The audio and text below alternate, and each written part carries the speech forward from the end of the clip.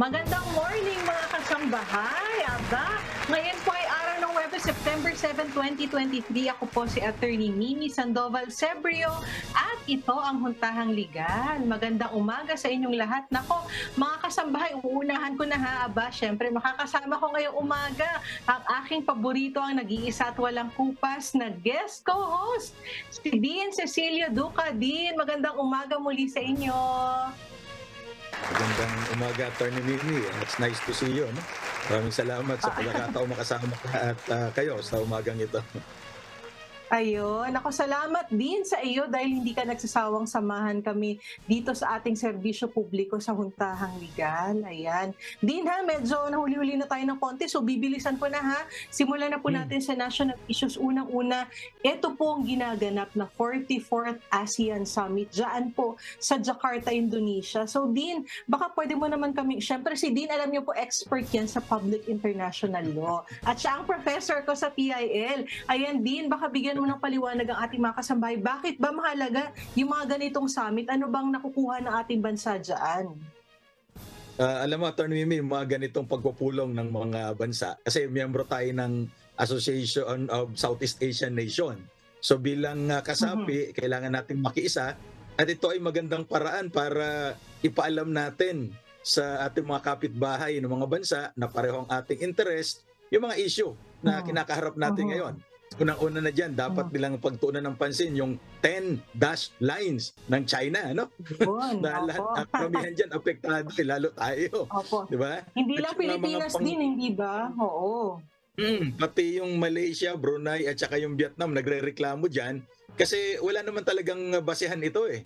Marami tayong mga lecture doon sa YouTube channel tungkol dyan at mas nauna pa yung ating Murillo Velarde map na pinaniwalaan ito ng arbitral panel na ginawa sa ilalim ng UNCLOS na legal itong mapang ito at kauna-unahang mapa yan na nagsasabi na wala talagang exclusive right ang China dyan. At ang Pilipinas ang mas may karapatan dyan, di ba?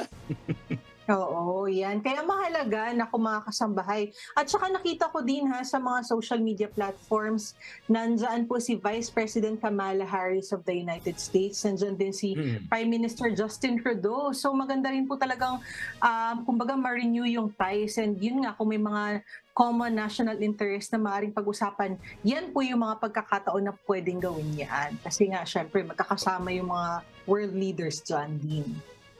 Tsaka magandang forum ito, Attorney Mimi, para ipahayag natin yung ating mga interest at siguro imbitahin na rin natin sila na mamuhunan dito sa ating bansa para umunlad yung ating ekonomiya. Totoo yan din. At saka nakita ko rin din kasi nandyan din po syempre yung Vietnam at isa sa mga madalas sa mga favorite na importers ng bigas ay ang Vietnam. So siguro maganda rin mapag-usapan yan din kasi mainit talaga ang usapin din ng patuloy na pagtaas ng presyo ng bigas sa ating bansa. At speaking of bigas din, ako ayan, I'm sure nabalitaan nyo na rin po din at ng ating mga kasambahay, etong executive order na inilabas po ng Malacanang sa pagpapataw po ng price ceiling sa presyo ng bigas. Kasi nga po, syempre, alam naman nating lahat, no? Nangako po ang ating presidente ng 20 pesos per kilo ng bigas nung siya'y nangangampanya. Pero ngayon parang titriple na din. Titriple na, abot na ng 60 pesos. So dahil dyan, nagpataw po ng price ceiling sa presyo ng bigas. Ayan. Ano naman po masasabi mo dyan din? Sa pagkakaalam ko, napakaraming mga magsasaka ang nagrereklamo kasi pag may price ceiling, babaratin din sila ng mga negosyante na bumibili ng palay nila eh. So kaya ang epekto nito parang doon sa mga nagtatanim ng palay. So kaya tingin ko dapat pinag-aralang mabuti ito, no, para hindi naman maapektuhan yung kabuhayan ng ating mga magsasaka kasi Attorney Mimi, alam mo, marami ng mga nagsasaka ngayon ang nagtumitigil na at nag-start na ng ibang pagkakabuhayan at ibinebenta yung mga lupa nila at ginagawa na yata subdivision yung iba.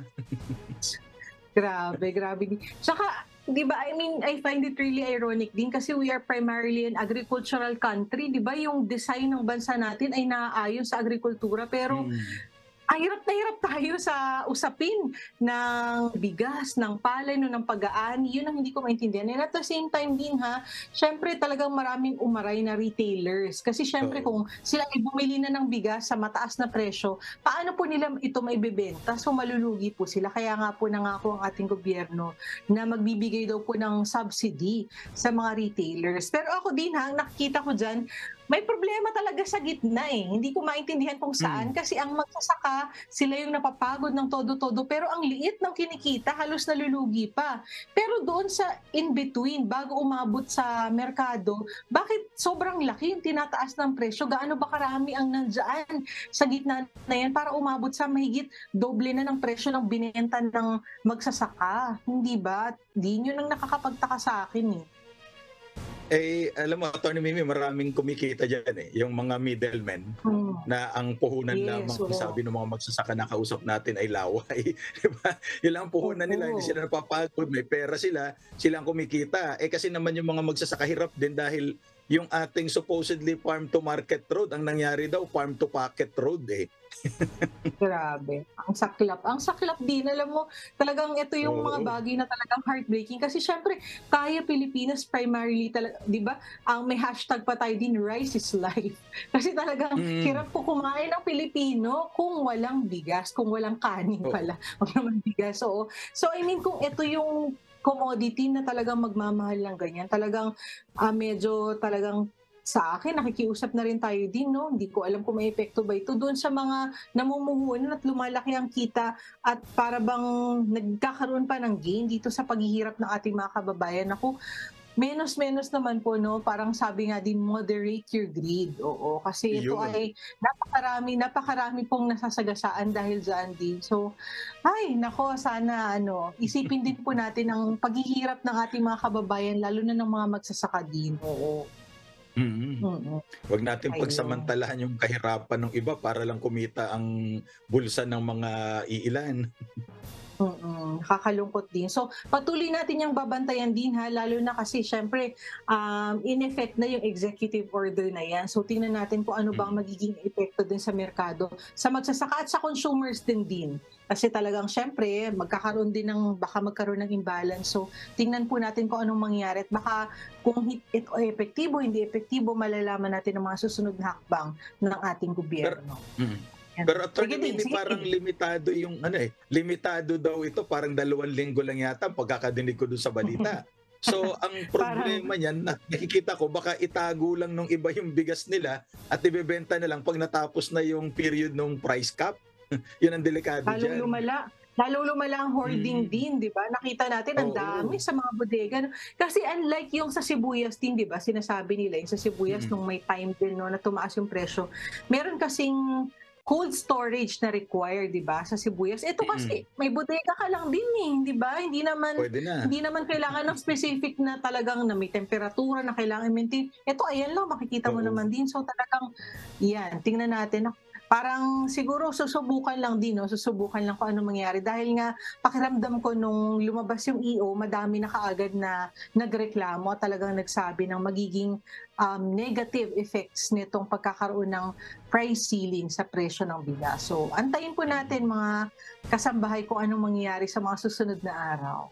Ayan, ito naman din ha, nako, nagpapatulong na daw po ang ating kapulisan, ang ating gobyerno sa Interpol para madakip ang former lawmaker, ang ano bang tawag yun, expelled na lawmaker na si former Congressman Arnie Teves. Nalilito ako din ha kasi syempre maraming legal questions dyan Mm. sa pagpapa-expel kay lawmaker Arnie Teves dyan sa Kongreso. Pero yan po ha, hanggang ngayon po pinaghahanap pa rin po. So magpapatulong na raw po sa Interpol. Ayan din, ano naman ang Mm. masasabi mo dyan sa usapin na yan? Well, siguro okay lang yun, Attorney Mimi, kasi baka hindi natin mahuli dahil naroroon siya sa bansa na wala tayong extradition treaty, di ba? Nakaraan pinag-usapan Oo. natin ito. So yan ang ginagawa ng Mhm. mga wanted dito sa Pilipinas, pupunta dun sa bansa na wala tayong extradition Mhm. treaty, so walang legal na paraan para mahuli sila except yung magpatulong Mhm. na tayo sa international police. Ito yung police pang Mhm. kalawakan. Matindi ang jurisdiction nito din. Sana naman Oo. sana naman din mahanap na rin po si lawmaker Arnie Teves at kung ano Mm. man yung kailangang panagutan, no, at kung may kailangan ipaliwanag, siguro po ang better jurisdiction ay syempre dito sa ating jurisdiction, sa ating bansa. Kasi Oo, tama. naniniwala pa rin ako na umiiral pa rin, di ba, yung wheels of justice, ika nga. So, syempre magtiwala tayo sa ating judicial system. Antayin po natin at sana nga po ay malaman na po kung nasaan si lawmaker Mm. Arnie Teves. Ayan. Ito naman din nako, we will end on a good and positive note. Nako, alam natin, no, na sa Harvard University magtuturo na raw po ng first ever Filipino language. Mabuti naman at magkakaroon na ng first ever Filipino language instructor. Kung tamang pagkakaalam ko, siya ay mula sa Cavite State University, si Mm. Lady Aileen Orsal. Ayan. Din, good news na good news and we welcome that. Nako, syempre, ayan, Ay, tuwang-tuwa tayo at proud na proud bilang mga Pilipino. Yan din, sige po. oo, tama yun, Attorney Mimi, kasi sabi nung mga Amerikano, Pilipino ang ika-4 na pinaka-ginagamit na Mm, lengguwahe sa Amerika. So nararapat lang mm. talaga siguro turuan din sila para pag sila ay nagpunta dito, sila naman ang mag-Tagalog at hindi tayo. Pilipino pala, iba yung Tagalog sa Pilipino. Oo, oo. Di, sige, teka nga, pakipaliwanag ka ng mabilis na mabilis. Ano bang pagkakaiba ng Tagalog sa Filipino? Kasi marami po ini-interchange siya ng Filipino at Tagalog. Mm. Yung Tagalog kasi, Attorney Mimi, ito yung lengguwahe nung nandito karamihan ng mga tao sa Luzon. Tulad ng Rizal, Mm, Bulacan, Cavite, Batangas, yung mga yan. mm, So Tagalog mm, ito. Now, yung Pilipino, yung ating pambansang wika ayon sa saligang batas, ay base sa Tagalog ayon sa batas. mm. Subalit, ipinapasok natin at tinatanggap natin yung mga ibang kataga, ibang wika sa loob at labas ng ating bansa. So itong Pilipino ay paglalagom o pagsasama ng iba't ibang mga lingwahe pero ang basehan ay Tagalog. So kaya yung ating Ayun. alphabet, hindi na yung abakadang Tagalog, kundi alpabetong Mhm. Pilipino na 28 letra at hindi na titik. Oo. Kasi nung titik Tagalog yun eh. Ah, So yung letra, oo. letra Pilipino yun. Ayun, pati ako nalito din. Oo, so maganda yan kasi marami nga nagsasabi. Siyempre, lalo na kung ikaw ay hindi naman Tagalog nga din, ikaw ay Mm. halimbawa sa Cebuano, di ba madaming nagrereklamo na sa ibang mga parte ng Pilipinas na hindi naman talaga Tagalog yung kanilang Oo. sinasalita. So sabi nila, hindi raw po Tagalog, dapat malinaw daw po kung hindi Filipino ang sinasabi nating national language nga. Oo, Ayan. Pilipino yan, Attorney Mimi, kasi kasama dyan ang Espanyol, pwede rin tayo mag-adapt ng English, at sabi ng Constitution natin, pwede Arabic. Katulad ko, hindi naman ako Tagalog talaga, although lumaki ako sa Quezon City, Mm, Bicolano kami. Kaya ayun. maray na Oo, agas sa amin Indo. din eh. Oo, sa amin Oo. din, although nagtatagalog, pero meron din pong Mm. sariling salita doon sa aming lugar sa Palawan. So, syempre dahil Ayun. magkakaiba nga po yung salita sa iba't ibang bahagi ng Pilipinas, Mm. so maganda po malinaw sa ating lahat yan.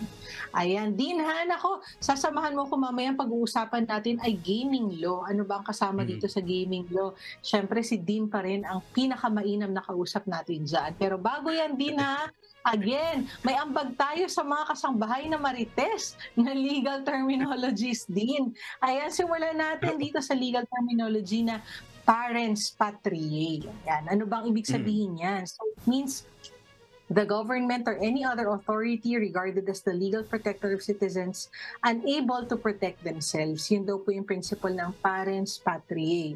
Din, ano ba ang Oo. magandang halimbawa para ma-depict itong konsepto ng parens patriae? Attorney Mimi, para ito sa kapakanan ng lahat ng mga mamamayan, lalo na yung mga mahihina, yan ang sabi dyan, hindi ba? So halimbawa, Hmm. itong mga bata na walang kakayahan na ipagtanggol ang kanilang sarili, kung may pang-aabuso, maaaring yung gobyerno natin ang umaksyon para magsampa ng reklamo doon sa mga nang-aabuso sa mga bata. Kasi may mga batas tayo para sa proteksyon ng sektor na ito. Ganon din naman yung mga senior citizen, yung mga PWD. So yung kapakanan nila ang hinahabol ng ating pamahalaan. So pwedeng ang pamahalaan ang will take the cudgels for them. Yun. So under the principle of parens patriae, yun nga po parang tayo ay tinutulungan at ginagabayan as protectors natin, no, yung ating gobyerno. So yun po yung principle ng parens patriae. Parents, di ba din, parang magulang, Oo. na siya ang protekta sa atin. Lalo na ako din kaya po kung papansinin niyo pagkarami-rami nating batas na umiiral para sa mga minors, di ba din? Kasi talagang matindi ang pagpoprotekta ng ating batas para sa ating mga kabataan at sa minor de edad. Ayan. So dapat tuloy-tuloy yan dahil yan po ang fina-follow na principle ng ating mga batas, yung principle din ng parents patriae. Ayan. Ito naman pangalawa din ha, madalas natin itong naririnig kasi maraming mga usapin na patungkol sa pamilya, pag-a-adopt, sa tawag dito, sa kung sino ba ang may custody, ayan. So, itong tinatawag ng best interest of a child. Ano nga ba ito? So, it refers to the deliberation that courts undertake when deciding what types of services, actions, and orders will best serve a child as well as who is best suited to take care of a child. So, yan yung laging ginagamit na yung principle din, hindi ba? Laging ang titingnan natin pag may involved na bata, ano ba yung best interest child din? Oo, ganito yan, Attorney Mimi, ano? Isang halimbawa dyan, tinatawag natin sa family code na presumption of tender age. Na kapag yung bata ay 7 years old and below, ang presumption natin dapat nasa kustodiya siya ng kanyang nanay. Unless may pakita ng tatay na talagang may mga serious moral objections sa kakayanan ng nanay na palakihin yung bata. But otherwise, ibibigay natin yung kustodiya doon sa nanay kasi siya ang kinukonsider ng batas natin na makapagbibigay talaga ng mabuting kinabukasan para dun sa bata, di ba? At saka sa mga usaping ganyan, kustodiya, kanino ba mas mapapabuti yung bata? Yes, At bias yata yung batas natin sa tingin ko, sa nanay talaga. Oo, pero tingin ko lang naman yan. Oo, but probably there's a good reason for that din, no? Kasi again nga, yung principle, kasi baka sabihin nga na, ay, bakit yung nanay yung pinaboran? So, kasi nga po, siguro sa pag-aaral din, no? Talagang sinasabi na mas, lalo na kung yung tender age presumption nga din, pag below 7, dapat nasa nanay kasi ang nanay ay nurturing, kumbaga. Kaya kailangan, kung halimbawang i-contest yung magiging kustodiya ng nanay, kagaya nga na sinabi din, kailangan patunayan muna na hindi fit yung nanay para alagaan yung anak. Following the principle nga na ito ay tinitingnan natin hango sa best interest of a child. Kung ano yung makakabuti para sa bata. At hindi kung ano yung gusto ng magulang din, di ba? Yun ang sinasabi natin. Hindi dahil sinabi ng tatay, ako yung gusto kong mag-alaga, o yung nanay, ako dapat. Kung hindi, ano ba yung makakabuti para sa bata? Ganon din di ba, sa cases of adoption, di ba? Maraming factors na take into consideration dahil ang concern ng state ay kung ano ba yung makakabuti para sa bata. Laging ganun po yung pagtingin ng ating mga batas. Best interest of a child. Oo, sa nature siguro talaga, Attorney Mimi, di ba kasi yung nanay naman nagdala dun sa bata, 9 na buwan yan, paglabas yung nanay pa rin ang mag-aalaga, kaya mas close talaga yung mga bata sa nanay. So, dapat kinukonsidera din ito ng ating mga korte sa pagdesisyon unless talagang wala talagang kakayahan yung nanay na alagaan yung anak niya at palakihin, yun lang siguro ang dahilan para i-award dun sa tatay yung custody ng bata. And usually naman din sa nakikita ko at sa nababasa ko din, very rare naman po yung ganun. So kaya nga kailangan patunayan kung talagang ganun nga po yung sitwasyon. Ayan, ito naman din pangatlo, salus populi es suprema lex. Ayan, medyo mahaba-haba, pero simple lang yan din. It means that the welfare of the people is the supreme law, enunciates the idea of law. So yan, salus populi es suprema lex. So yung highest law, di ba, yung supreme law is kung ano daw yung makakabuti sa mga tao. Ayan din. Oo. So, kasi Attorney Mimi, ang paggawa ng batas, para talaga ito sa kabutihan ng lahat. General welfare, common good. So, Latin principle ito, no? The welfare of the people. Kaya nga, yung mga batas natin, at saka para ito sa kabutihan ng lahat, at saka lahat ng mga kumakandidatong politiko, mapapansin mo, para sa bayan, para sa mahirap. So, gamit na din itong principle na to. Oo. Kung ano makakabuti. Pero pag nakaupo na, nakalimutan na raw, sabi ko dyan, nangako na nga, gusto nyo tumupad pa, pambira naman. Huwag masyadong demanding, nangako na Ayan. So again, sagad din itong principle na to. Pero sana naman ako ay isa buhay ng ating mga public servants. But again, yung principle behind every law, ganun pa rin din. Kagaya ng sinabi natin, ito ay para sa welfare of the people. Kaya nga po tayo may umiiral na batas, no? So, di ba din para tayong may social contract with the state, no? Lahat ng mga umiiral na batas ay talaga namang para sa ikabubuti nating mga mamamayan. yan. So kaya din po, Oo. kailangan nating sundin ang batas kasi yun po yung makakabuti para sa ating lahat. So yun po yung Oo, principle naalala ng... ko yung Sige din. Naalala ko yung social contract, Attorney Mimi, na sinasabi ni Jean-Jacques Rousseau, Opo. na kontrata ito Opo. ng mga pinuno sa kanilang mga pinamumunuan. Ngayon, kung hindi tumutupad sa kontrata, di policy natin dyan, di ba? Kaya lang, ang hirap na sa panahon na ito, hindi mo na alam kung sino talaga ang tutupad sa kontrata at hindi. Yan tawag dyan, mga paasa. Di ba? Kaya Naku, tayo naman mahirap yung paasa nagka-UTI, din. pumasa tapos Oo. kinindyan. Saklap naman din. Ikaw talaga din. Pero syempre, di paalala din natin din, di ba? Nasa Constitution din, public office is a public trust. So sana maalala din ng ating mga public servants, no, at lahat ng ating mga kababayan na naninilbihan sa gobyerno. Talagang napakataas po ng pagtingin at talaga ng kumbaga yung pagkilala ng ating mga umiiral na batas. At even ng mga tao din, di ba? Talagang dapat kapag ka nakikipag-transact with the government, kahit ikaw ay hindi naman mataas ang katungkulan pag ikaw ay nagtatrabaho sa gobyerno, dapat talagang may dangal, talagang maayos ang iyong paggawa dahil you are reflecting in a way what the government is representing, di ba? So kung ikaw ay hindi maayos magtrabaho, it will reflect on the government as a whole, no? So nakakalungkot naman kasi yung iba din, di ba? Sinasabi nila, nako, alas 3 pa lang pag sa gobyerno, naging impake na o kaya ang aga ng lunch break, hindi ba din? So huwag naman ganun. Kasi di ba, lahat tayo ay nandito, lalo na kung nagtatrabaho sa gobyerno, para sa ikabubuti ng ating mga kababayan. Ayan. So dapat magsilbi ng mabuti. Opo din. Kasi Attorney Mimi, ang sinisweldo ng mga taong gobyerno ay galing sa pera ng bayan sa ating mga buwis. Kaya dapat naman paglingkuran talaga ang bayan. Marami tayong mga batas, lalo na yung Code of Conduct and Ethical Standards, Republic Act 6713. So may regulasyon. Ang problema nga yung pagpapatupad natin. So may naparusahan ba? Meron naman siguro. Pero tanungin mo yung ordinaryong mamamayan, wala eh. Oo. Tsaka ang hirap din kasi magpapalit ng tao tapos ganun din yung sistema. So baka talagang mas malalim yung problema. Pero again, tayo ay umaasa pa rin na maalala, di ba, ng nating lahat, no? Itong konsepto na to ng Salus Populi Suprema Lex. Siyempre kung ano yung makakabuti sana sa mga tao, yun ang ating susundin. At yun ang umiiral na prinsipyo sa likod ng bawat batas na umiiral. Ayan. Ito naman din na pang-apat, although medyo mahaba ito, pero alam ko kayang-kaya mo mabilis na mabilis.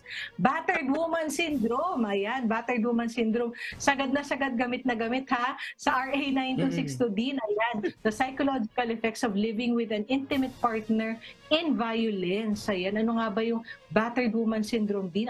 Alam ko, di ba, may 3 stages itong Battered Woman Syndrome na nagiging defense, di ba, sa criminal cases. So, tama yan, Attorney Mimi, kasi sabi dun sa Section 3 ng Republic Act 9262, yung binanggit mo, ito ay scientifically defined pattern of psychological and behavioral symptoms found in women living in a battering relationship as a result of cumulative abuse.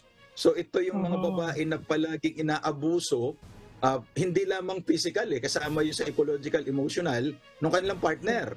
At nakakagawa sila ng mga bagay na normally hindi nila magagawa. Katulad nga nung saktan o wag naman, patayin yung kanilang partner. Sabi mo nga, tama ito, Section 29 ng 9262, depensa ito na kapag ka nasaktan nila o pinaksin nila yung kanilang partner, hindi sila makakasuhan at hindi makukulong. Yan never kung dinis ka sa misis ko ito Delikado. Pero hirap na. Pero dahil sinabi mo it's a defense, ikaw ang magpo-prove na talaga namang ikaw ay nagsasuffer sa Battered Woman Syndrome. Hindi ito ipipresume ng batas para sa'yo. Kung sasabihin mo na ako ay nagsasuffer ng Battered Woman Syndrome, kailangan nyo po talagang i-establish na kayo po ay nagsasuffer nitong syndrome na ito. Kasi it's di ba? It's in the mind din, di ba? Na kaya mo sinasabi mo, kaya ako nasaktan o kay worst case nga kung talagang nabawian ng buhay ang iyong asawa dahil nasaktan mo nga siya. Kailangan mong patunayan na dahil ito ako ay nagsasuffer doon sa tinatawag na Battered Woman Syndrome. So una, di ba din, yung tension building, di ba? Yung parang, patuloy kang sinisigawan ka, tapos bubulyawan ka ng matindi, tapos after nun, susuyuin ka na naman ng asawa mo, di ba? Maghihingi ng sorry, ganyan. Tapos gano'n na naman, sasaktan ka na naman, aabusuin ka na naman, tapos todo extreme, tapos lalambingin ka na naman. So, dahil doon doon na-form daw po yung tinatawag na battered woman syndrome. Paulit-ulit na nangyayari. Kaya parang naapektuhan na yung pag-iisip ng babae. Nagkaroon na siya ng tinatawag na battered woman syndrome. So yun po yun. Again, hindi yan ipe-presume para sa'yo, ikaw ang magpapatunay kasi nga yan ay defense mo. At ayun sa desisyon ng Korte Suprema, Attorney Mimi, mayroong 3 stages yan, sabi mo nga, no? Yung cycle of violence. Una muna yung tension building phase, acute battering stage, saka yung tranquil or loving phase. At ang sabi ng Korte, pag naulit daw yung cycle nito at least twice, hindi ito Korean group. Pag naulit daw ito at least twice, yung babae, saka lang masasabi na battered woman siya. At kailangan patunayan naman ito sa korte bilang depensa niya, maghaharap siya ng isang testigo na psychiatrist o psychologist para patunayan na siya nga talaga ay dumaan sa ganitong phases at siya ay pwedeng sabihin na may battered woman syndrome, so depensa ito. Nako, lagot dito ang mga lalaki, kaya sana maamyendahan naman yung batas.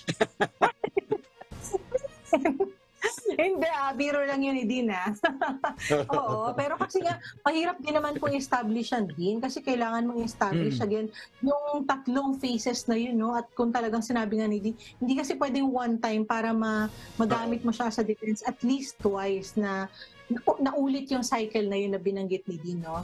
Na yung, again, din tension building and then acute battering and then yung tranquil loving stage. So, dapat 3 beses.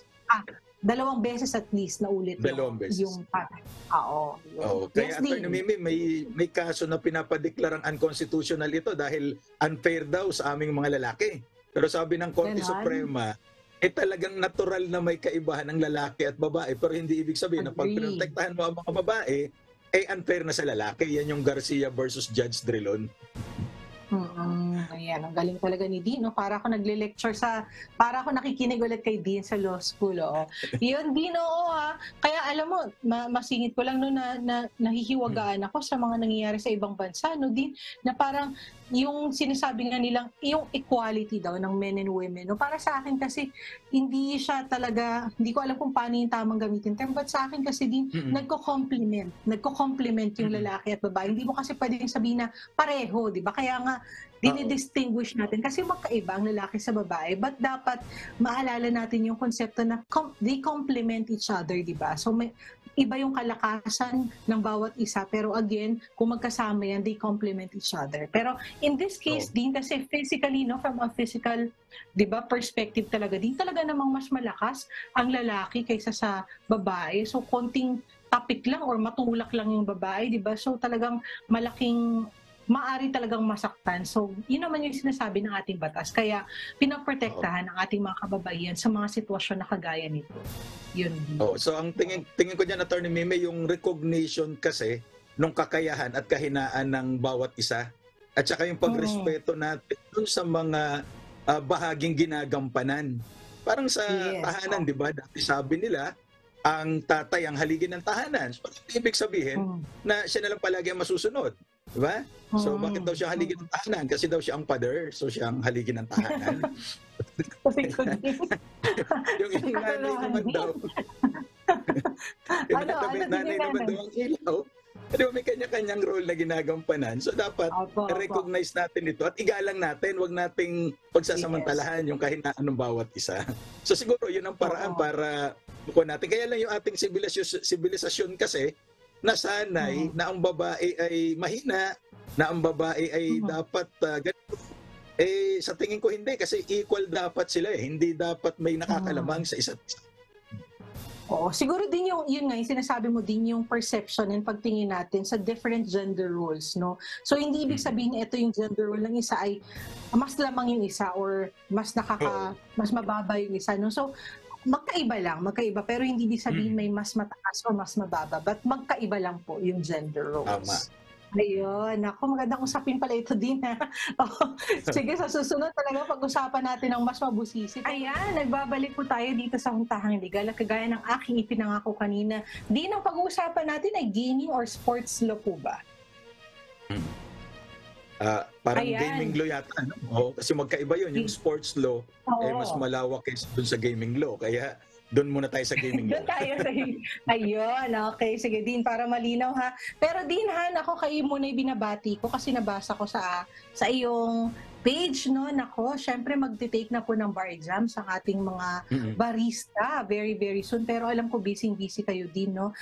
Nako, binabati natin ang mga subscribers ni Dean sa kanyang CD Ducalo YouTube channel. Kasama ako dyan, ha? Nako, subscriber ako, Thank Dean. you. Magandang umaga sa inyo na syempre, Dean. Sabi ko nga ng mga kasambahay, ha? Nako, ipa-plug ko na hindi na subtle to. Hindi pa po ako law student, kilala ko na si Dean dahil nakikinig po ako lagi ng kanyang lectures at hanggang ngayon ako ay abogado na nakikinig pa rin po ako kay Dean. So sana kahit sa ating mga kababayan na kahit hindi nag-aaral ng batas din, no, madaling-madali pong makuha at maintindihan ang mga lectures ni Dean dyan sa kanyang YouTube channel. So kaya, sana po kayo mag-subscribe. Ayan, no, di ba, Dean? Maraming salamat, Attorney Mimi.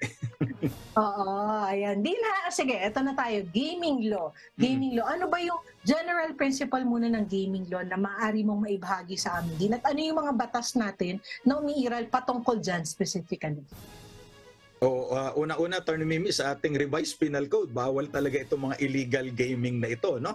Ang ano kasi yan, yung pagsusugal sa revised penal code. At napakarami tayong mga batas na nire-regulate yung cockfighting, yung horse racing, game fixing, slot machines, yung high alay pa dati.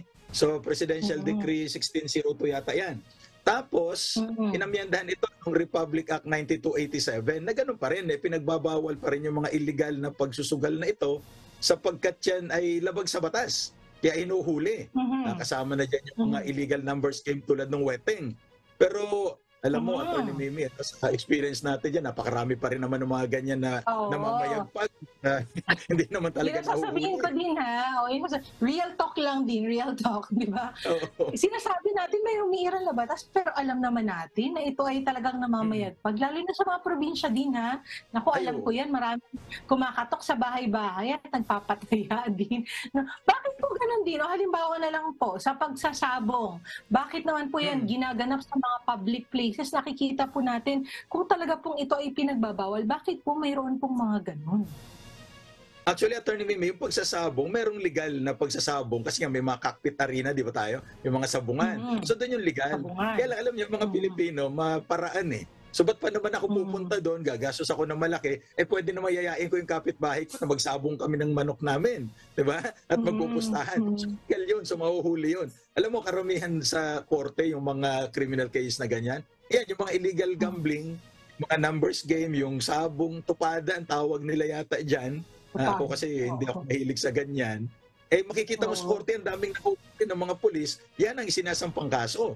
Napakababa naman ang parusa niya, kaya marirelease din, makapagpiyansa. Ulit lang din, Oo. Pero paano din? So sinabi niyo po kasi, di ba, as a general rule, ang pagsusugal ay pinagbabawal. Pero mayroon pong mga pagsusugal na sanctioned ng government, hindi ho ba din? Ano-ano ba ito at bakit mayroon pong mga pagsusugal na sinasanction ng ating government din?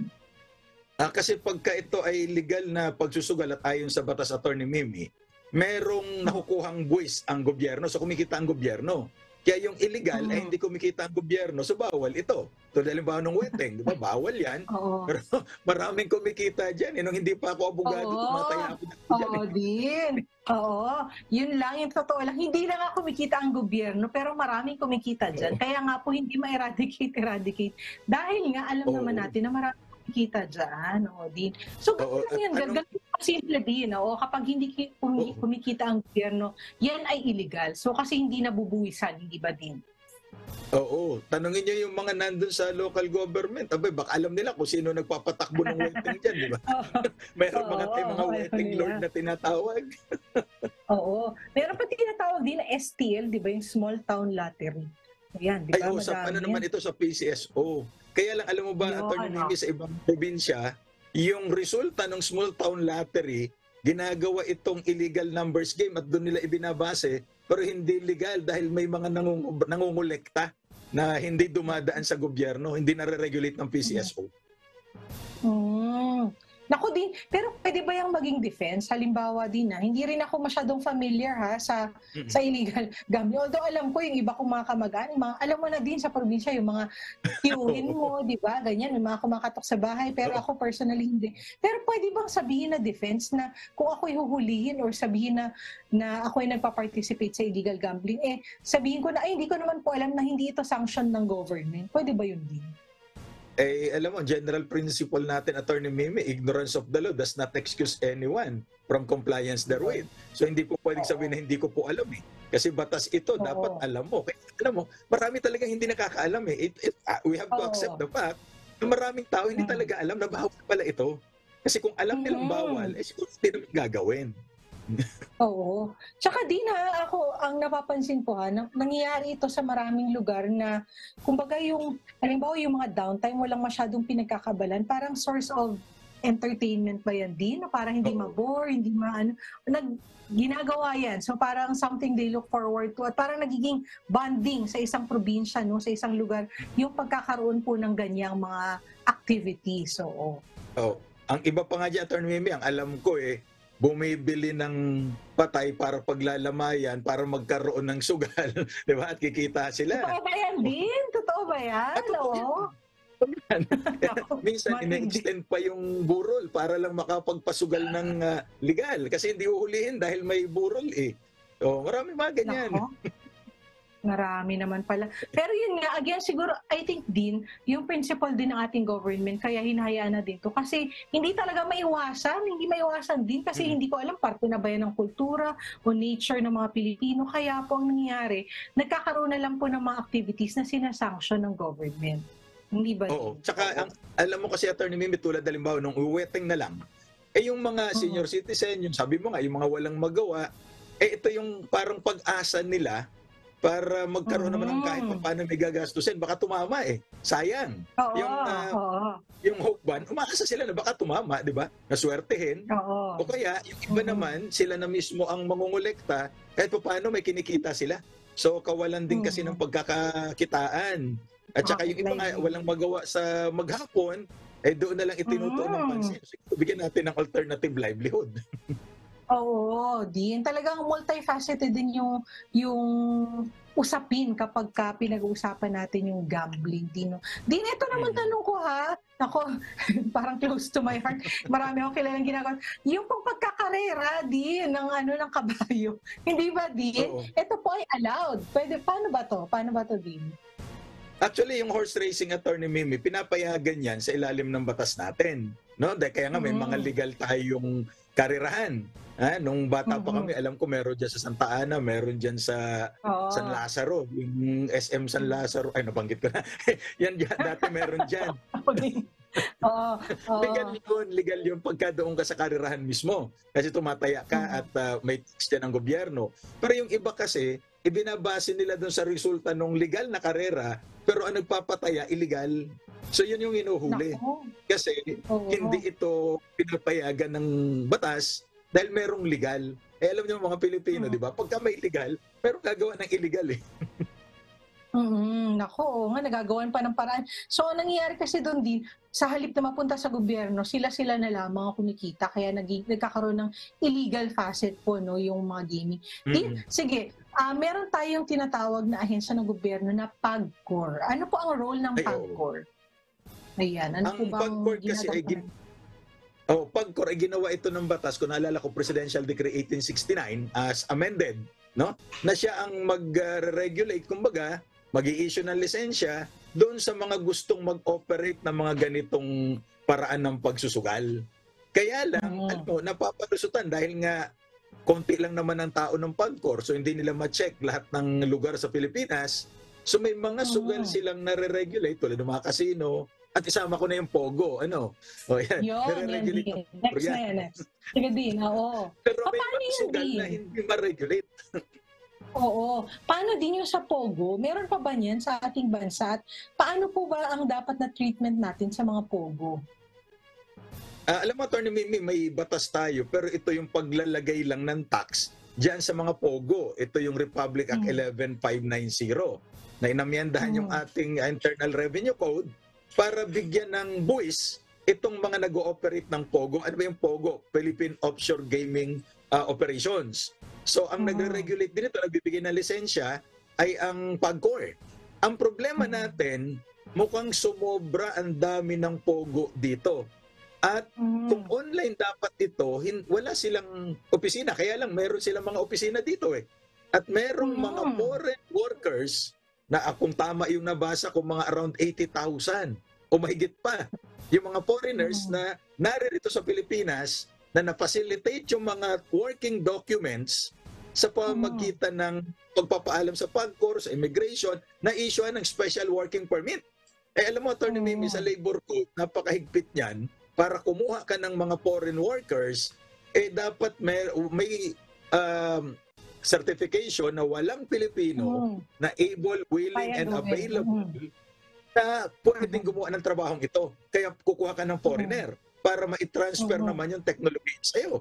Eh sa issue ng POGO, lahat naman yata ng Pilipino kayang gawin yan eh. Pero foreigners pa rin ang gawa. So tingin ko dapat tingnan ito ng ating mga mambabatas at magpalabas na isang batas para i-regulate o baka ipagbawal pa nga. Dahil sa ating mga nakikita, napakaraming mga krimen ang nagaganap na may kinalaman doon sa mga POGO operations. Tsaka ako din as a society, parang hindi rin maganda din, 'di ba? Na parang nagiging parang common ground, meeting ground ng pagsusugal yung ating bansa na kaya ang ginagawa kasi din, diba, yung iba sa bansa nila, syempre illegal, mas mahigpit ang kanilang mga batas. So ang gagawin nila, dito na lang sa Pilipinas kasi medyo mas maluwag yung batas nila patungkol sa gambling din. So that's number one. Pangalawa din, yun nga po, hindi naman natitiyak. Dahil nga yung mga papeles ay hindi rin naman mahagilap din. Hindi natin alam sino ba ang bubuwisan natin. Di ba? Sino ba ang bubuwisan? Sino hahabulin natin pag nagkaroon ng problema, ang dami nga dyan sa mga papers yan ay hindi naman talaga tama, di ba din? At hinayaan na lang na makapuslit dito sa bansa. Pangatlo din, usapin din ng yung pagrerenta din o yung real estate na nagkakaroon daw ng natitip na iiba yung tipping point no pagrerenta at pagbibili ng real property dahil ang ginagawa nito dahil sila ay may pondo na kapag karami-rami na pong bibilin o rerentahan tapos ngayon hindi na kayang sabayan ng mga Pilipino yung laki ng binabayad nila kasi sila ay meron namang siguro may nagpopondo din o may nagsasubsidize ng pambayad nila so sila afford nila yun pero yung mga Pilipino mismo hindi na ma-afford na tumira dito sa mga lalo na sa mga condominiums din na malapit diyan sa mga sa mga POGO na yan na sinasabi. So napakalaki ng usapin din ng POGO na dapat nga talaga din mapagtuunan ng pansin ng ating bansa, ng ating gobyerno din. Tama ka dyan, Attorney Mimi, kasi kaya yan nandito sa atin dahil bawal nga, sabi mo nga, bawal sa mga bansa nila. Pinaparusahan ito. Hindi ko napagkitin yung China, di ba? Karamihan naman kasi ng mga POGO operators, Chinese. So pagdating dito sa Pilipinas, ay allowed pala. So ang lumalabas, parang basurahan tayo. Parang basurahan tayo kasi basura nila dito itinatambak. At isa pa, nadideprive yung mga Pilipino ng working opportunity. Although sabi nila, marami daw mga Pilipinong workers. Pero alam nyo, yung social cost nito sa atin di ba? Yes. Na marami ang mas illegal na nangyayari kaysa dun sa legal. At saka, gaano tayo kasigurado na lahat ng mga POGO operators na ito ay legal talaga at nagbabayad ng buwis. Di ba? Exactly. So, hindi. Tapos yun nga, sa real estate, pinapayagan kasi ng batas natin yung condominium law na magmay-ari ng condominium yung mga foreigners. So may mga alam ako na mga condominiums na puro foreigners na ang karamihan. Yes, at nagagalit yung mga Filipino residents kasi ang iingay daw ng yung mga taong ito. Yun, naririnig ko mga reklamo sa kanila. Oo. Naabutan ko pa yan din before ako nandito sa tinitirhan ko, nakatira ako sa isang condo na malapit dyan. Ako din, talagang heartbreaking, alam mo yun din. Kasi syempre, iba ang pagpapahalaga pag ikaw ay nasa sarili mong bansa. Alam mo, hindi wala silang care, syempre, rerentahan yung buong floor, yung buong unit, ang dumi-dumi din, alam mo yun din. Hindi naman makausap ng mga administrators ng kondo kasi hindi nga makaintindihan din, diba? Pero ang kalat, alam mo, walang sumusuka, pardon me din sa ating mga kasambay. Pero that's really happening. In and out, talagang walang humpay, but hindi pumasaway ng ating gobyerno. So I guess, kung if we will allow this, we have to make sure na all facets po nitong mga POGO at ibang mga operators ng gambling na inaalaw natin ng ating bansa, dapat po talaga matutukan at mapag-aralan yung magiging implications niyan sa ating mga Pilipino at sa ating bansa in general din. Tama, kasi kung hindi natin mariregulate, mas marami yung masamang dulot kaysa doon sa mabuting na ibubunga sa ating lipunan, di ba? So, ano yan choice yan. Kikita ka ng konti pero ang laki ng mawawala sa'yo, siguro, sabi ng mga Tagalog, naghanap ng kagitna, isang salop ang nawala. Yun, nahaba din, ang lalim nun din na. Oo. Tsaka din alam mo ako, naalala ko lang din nagkakaroon din ng variation dito kasi ang ginagawa ata ng iba ay nasa iba't ibang eco zones nakalagay. Yan. So nagkakaroon din ng ibang tax treatment kapag yan ang mga POGO, yung mga operators ay nasa iba't ibang eco zones. So yun po ang nangyayari. So again tayo nananawagan sa ating gobyerno na talagang matutukan ito at mapag-aralan ng mas maigi yung overall ba na impact sa ating bansa at sa ating mga kababayan nitong pagtotolerate din ng mga ganitong activities. But again, din siguro in some, yung gaming law, yun nga sinasabi natin, mayroon po tayong mga umiiral na batas. So maganda pong malaman natin kung ano yan at tayo magkaroon din ng discernment ano yung mga batas na talaga namang nagpoprotekta sa atin at alamin natin po ano yung ating mga obligasyon at karapatan dito sa mga umiiral na batas na ito din. Tulad nga ng sinabi natin kanina, the welfare of the people is the supreme law. Siguro yung mga batas natin, pangalagaan tayo at hindi yung mga dayuhan. Pangalagaan ng interest ng mga Pilipino at hindi interest ng iilan. So yan kasi ang essence ng batas para sa bayan. Ayun, ako din, siguro sa susunod pag-usapan natin yung sports law para may continuation tong topic. Pero eto medyo wala na daw tayong oras dahil nga syempre pag si Dean talagang kausap ko, tuloy-tuloy, walang humpay, hindi ko namamalayan. Dean, maraming salamat po sa pagsama na naman sa akin ngayong umaga. Thank you very much, Dean. Walang humpay na pasasalamat. Dean, baka kayo po ay may babati na pasasalamatan. Please go ahead po. Okay, unang-una maraming salamat sa inyo. Maraming salamat sa aking wife na nagluluto ngayon ng almusal. Maraming salamat doon sa ating 40,000 plus na YouTube subscribers sa CD Ducalo YouTube channel. Salamat po sa inyong pagsuporta. At nga pala, binabati ko yung aking kaibigang professor sa Arellano School of Law, si Attorney Porfi Panganiban. Sir, hindi kita nabati last time. So ngayon, binabati kita. Nakikinig ka, alam ko. At yung ating mga kasamahan sa School of Law ng University of Makati, si Dean Valenton, si Attorney Jewel, si Professor X, yung aming presidente. At syempre, si Mayor Abby Binay na aming walang sawang pagsuporta sa School of Law ng University of Makati. At sa lahat po na magte-take ng bar exam, my prayers are with you. I would like to welcome all of you to the Integrated Bar of the Philippines dahil mag-o-taking na kayo sa December 22. So good luck sa mga magte-take ng bar. At kayang-kaya nyo yan. Lagi lang kayo manood dun sa CD Ducalo YouTube channel. At kaya natin yan. Maraming salamat.